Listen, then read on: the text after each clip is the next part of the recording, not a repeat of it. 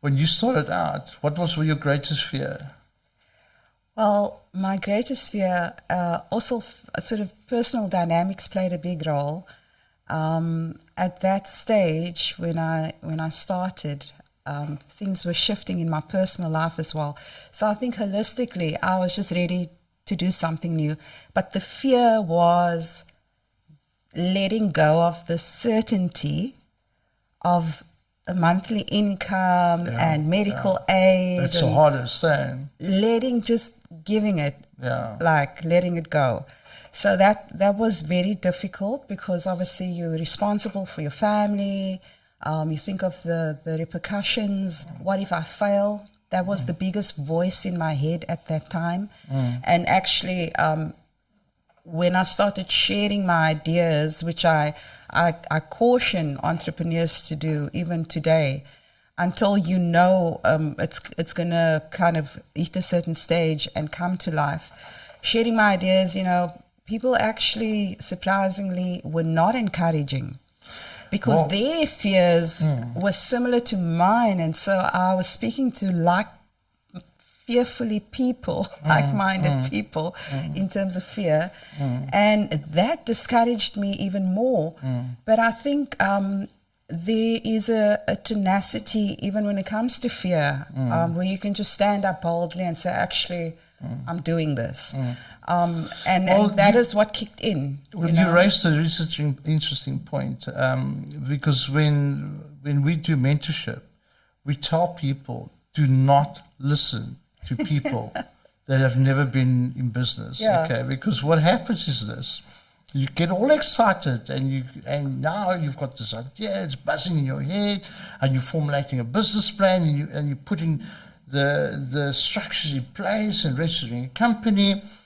And you go to a braai or dinner and you start sharing with it and with people that have not been in business or don't understand, etc., like you said about being fearful.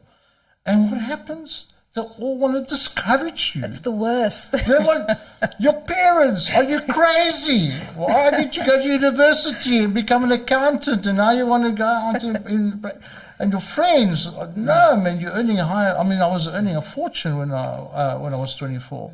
I was a managing director of a private equity fund at that age, and I was earning big money. I was driving brand new 3 to 5 BMW out the box, and at this massive.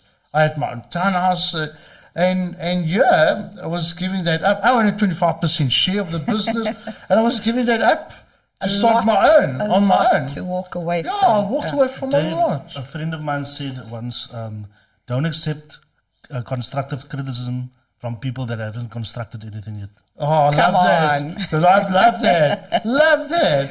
So yeah, this is what, when we do the mentorship, we say to people, do not listen to your own inner voice that says, you're crazy, you're going to fail, you're going to fail, you're going to fail, you're going to fail, you're going to fail, okay? Don't listen to that voice, and don't listen to people that's not experienced it themselves, okay? And that is so important. Now, touching on the fear, the biggest problem or the biggest factor about starting a business is fear of loss. The fear that you're going to lose everything. Okay. I can tell you this truthfully and from the heart, is that you will fail. Okay, that's going to happen. It's going to happen. And the reason why it's going to happen is because a typical entrepreneur pushes constantly the boundaries. So you push the boundary and you hear. Now you think, because you've got this inquiring mind and you've got this zeal and this passion, say, what happens if I just go there? Okay, and you go there and it works and it's all lekker and you're making a massive impact, and as a result of the impact, you're making more money and people look at you and say, whoa, that is lekker. What about if I go there? And then boom. Yeah. Okay, then you've gone too far, right? Now, what's important though, is that you learn from that. Okay, because your biggest teacher in being an entrepreneur is your failures, not your successes. Your failures are your biggest teachers. And the analysis of that failure, Okay, I don't call it failure. I call it just part of being an entrepreneur. Okay, it's through those experiences that you grow. Yeah. And it's through growth that you succeed.